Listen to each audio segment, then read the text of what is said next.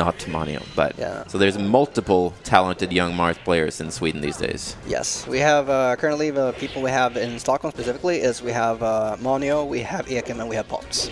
Yeah. Pops Don't you also have what's his name? Masakai? Masakai? Yeah, but he's not. He's old school. Yeah, okay. My point was that new and up-and-coming one, but yeah. So, as I mentioned before, Manio is Ashtray's brother, which means he has a lot of Sheik experience. Yeah. Because they've played a whole ton. So, I honestly would not be surprised to see Manio pull upset here. I wouldn't be surprised to see it. Even against Android. Even against Android, I think Manio has a decent shot. He's beaten a lot and gotten close to a lot of Sweden's other really good players, and this is a matchup he's really familiar with. That is true. So if he can deal as well, see, look, if he can deal as well as he does with like people like Pipsqueak, Deity, and other like Stockholm top players, and then had to play the matchup he's probably played the most in his entire life, I think he has a decent shot at taking a set up Android. Let's see here. He's off to a very strong start at least. Yeah. Manio also does a lot of things you would not really expect. Like you saw the side Bs earlier. I can't say I expected him to be doing those. But it's... I liked Manio's mentality that he showed during the jerk set as well, because he was down in 2 of those games and he still won the set. And you could tell Jerk was getting flustered and emotional, but Manio never was, even when he was down like 2 stocks. And you know, he just had the same look on his face and did the same thing and just kept his calm and won the game. Here gets forward throw. Needs to seal a stock. There he goes. He does seal out stock. Up a stock versus Android now. Looking good. Ooh, that was not looking good. What? Alright, he just ignored. I forgot melee just lets you do that sometimes. The grab kind of wins. Yeah, grab always wins. Yeah, I'm so not used to the fact that just grab is just invincible. It looks so weird too. Like coming from having played more like I've played melee a lot, but I've also played like Smash 4, where it just gets broken instantly. Yeah, that's so weird. So weird to come back.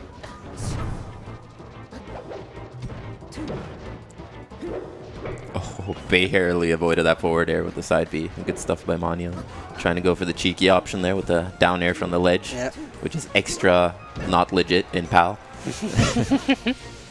But sometimes it can work because you time it exactly when the Sheik starts her up B, which means you're locked out from meteor canceling. So it's effectively a spike at that point. Yeah. Manio is not letting Android get like anything off of the grabs so far. Yeah, he's playing very calm too. Like a lot of players, when they have this kind of situation against a recognized player and they have a lead, they start playing worse. Yeah, because they get in their own head. Yeah, they get in their own head, they get antsy. They're like, oh my god, I'm about to take a game off of his top player. To tell my friends that I beat Android, you know, and then suddenly nothing works right. Yeah, now Android is revving it up a bit actually. He's starting to convert off his hits better, looking a bit more warmed up. Oh, that was really good.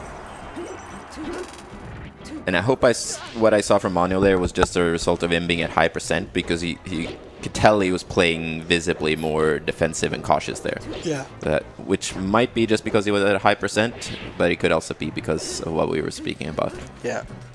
Oh, that was a really good wave dash back. Fair to come back. Oof. Ooh, all right. Okay, edge guard situation. Oh, whoa. Gives up the ledge very early. Yeah. But he missed it. Oh.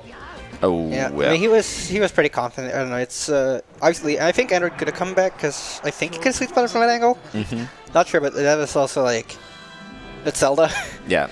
So like even if he would have let him sort of get to ledge, as long as he wouldn't.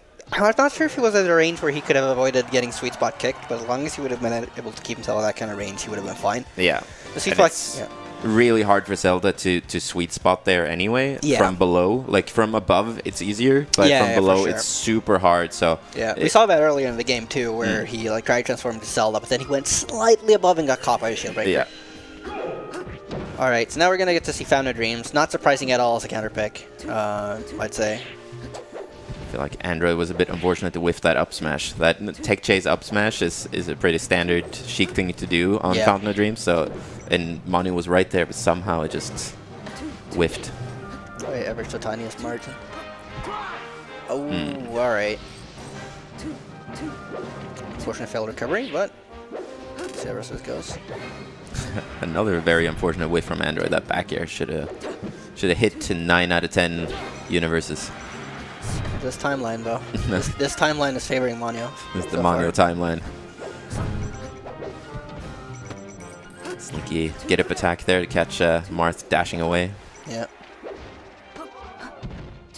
Good ledge dash forward tilt, leading to a huge combo for ndroid here. Oh my god, that was actually really nice. He's keeping it going. Yeah, that was a super nice conversion. Yeah. That was a super nice sequence. Using up roll like that is not something I get to see very often. That was really nice, really slick. Okay, now ndroid has had enough, it looks like. Yeah. He's had enough playing around. He's like, okay. Yeah, ndroid's definitely trying to prove a point here. Yeah. Manio still finds the kill, though. Let's see if he can wait out the frames. He cannot. Takes a little bit of damage, but not too bad.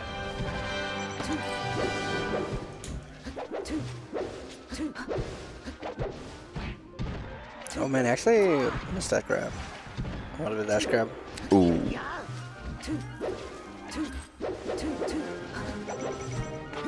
Oh man. That patient shield grab there from Manio. Manio in general has been doing a pretty good job of like doing kind of nair landing and then ndroid expecting that he can whiff punish it. But then he just gets the shield grab instead. Like it's happened a couple of times, at least like 3 different times during the set from what I've seen. So it's been working out really well for Manio, and ndroid just has not been dealing with it very well. No. That's not quite the correct option to be going through. He was just, I guess, not expecting it to reach quite that far. Yeah. So he wanted to go for the lazy option.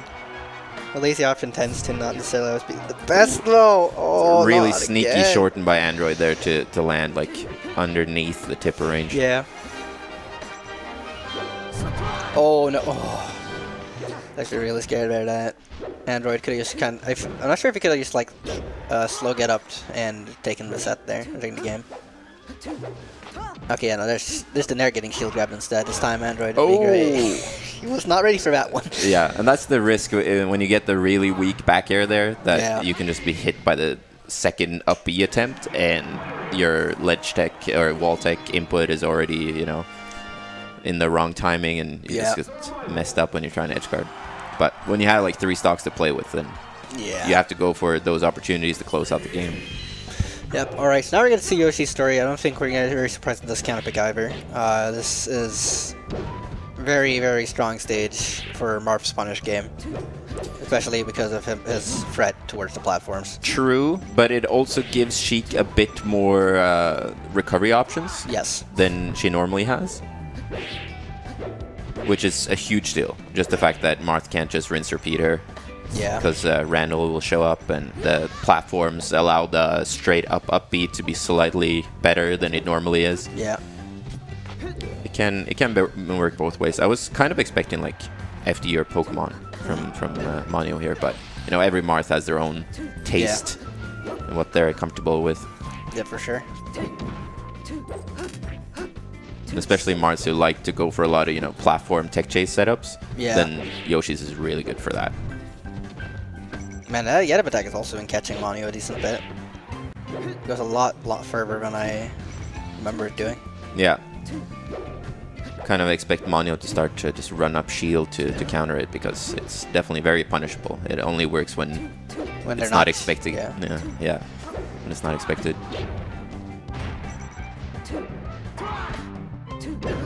Oh man, the tournament winner. Oh, Manio's sweater is doing some weird stuff to the camera, I just noticed. It's not dealing with the effect very well. Yeah. Levi's hacking your camera. There's a portal to another dimension. It's just opening right inside his sweater. Alright, let's see here. Oh, ndroid trying to go for the style with the down air. Gets it on the second attempt, but doesn't lead to anything, surprisingly. Manio is just kind of giving up the ledge all the time, because like the main thing you mentioned earlier, whereas the mix up now with the platform kind of makes it feel like Manio is not safe, doesn't feel secure in how he should be edgeguarding Sheik. Yeah. So he just keeps giving up ledge, letting ndroid come right back for free, so... Phantom up smash. Yeah. But yeah, you need to be confident in your edgeguard, so, you know, if even if your punish game is good on Yoshi, if you're in a comfortable edge guard and Sheik on Yoshi, then it can be really tricky. But this might just be it. Oh no, it gets to jump out in time. Oh, that counter! That counter is gonna seal his game out. Yeah. And yes, Android does take the set. 2-1, but Manio taking the first game in quite impressive fashion against I would say the #2 player in Sweden. Yeah. So, like, the main part where he kind of faltered in the end was just he didn't seem secure in dealing with edge guarding. Like, it was mostly his edge guards that he kept dropping, he kept letting Android come back,